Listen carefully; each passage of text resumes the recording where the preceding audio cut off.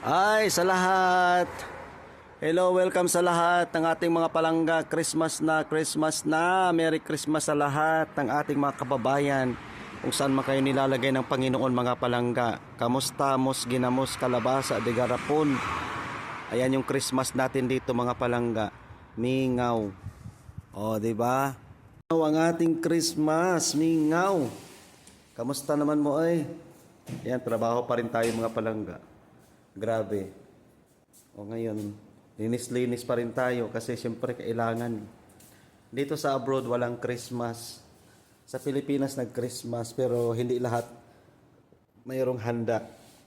Ang iba wala, nga. Anong gagawin? Matulog. Yun ang katotohanan. Sa buong Pilipinas na sabihin ko kasi nga mahal na ang bilihin ngayon.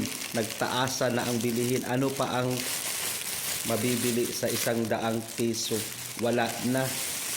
So, yung mga may nakaluwang-luwang, maluwang pa sa kaldero, makapaghanda. Yung wala, nga. Ganun. Kaya maging practical na lang tayong lahat mga palangga. Hindi na uso ang handaan ngayon. Di ba? Yung mga politiko na mga buaya, makapaghanda talaga sila ng bonggang-bongga. Tapos ipapakain sa mga tauhan din nila. So siyempre, yabang-yabang din yung mga tauhan. Ganon ang Christmas ngayon. So yung ano dyan, pasensyahan tayo mga palangga dahil totoo naman eh. So yung mga buaya makapag-Christmas talaga maliban na lang sa mga government employee. Kasi siyempre may sahod naman yan sila every month. So mayroon silang inaantay. Pero masasabi din natin na mayroon din mga government employee na nag-celebrate ng Christmas na mga binubusalan ng mga politiko.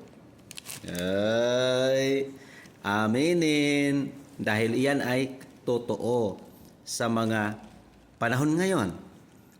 Dahil siyempre, tatanggapin mo talaga yan dahil pera yan eh. Di ba? Hindi mo masisisi ang sarili mo rin kasi tinanggap mo na eh. Binili mo na dahil pera, ano yan eh, kwarta sa hangin lang yan eh. Di ba? Kwarta sa hangin ang Christmas sa Pilipinas ngayon. Hindi naman lahat pero karamihan ngayon ganun ang nangyayari. So ano ang gagawin ng ibang kababayan natin? Hindi matutulog na lang kasi magkano ang kilo ng mga ano ngayon bilihin ngayon. For example mga karne na yan. Ang karne ang mahal-mahal na. O di ba? Yung mga tinapay ang mahal. Margarine o yung mga normal lang na panghanda sa mga walang-wala talaga. Di na mabibili kasi nga sa sobrang taas ng presyo.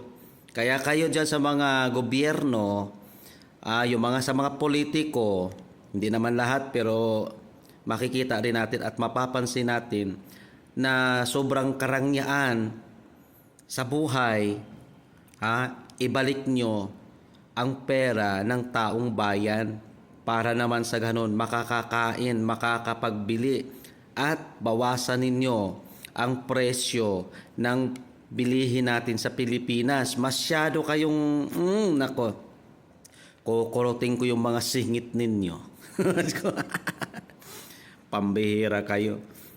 Itong sinasabi ko, ito ay magano dito eh. Pag napapanood ito ng karamihan, malamang sa alamang, matatamaan yung iba, masasaktan pa, ay bakit ganun si Pangga? Totoo naman eh.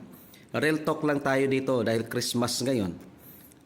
Wala kayong konsensya sa inyong pinagagawa na puro kayo kayabangan sa pamumulitika sa taong bayan. Masyado kayong ipal. So anong ginagawa ninyo?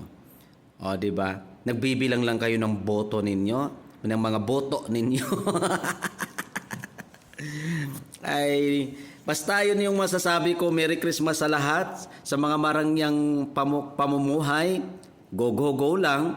Basta sa mga taong bayan na nakatanggap na galing sa Mga politiko-politiko na yan kasi politiko na ngayon eh. Iba na ngayon ang pamamaraan eh. Tanggapin ninyo. So yun lamang po.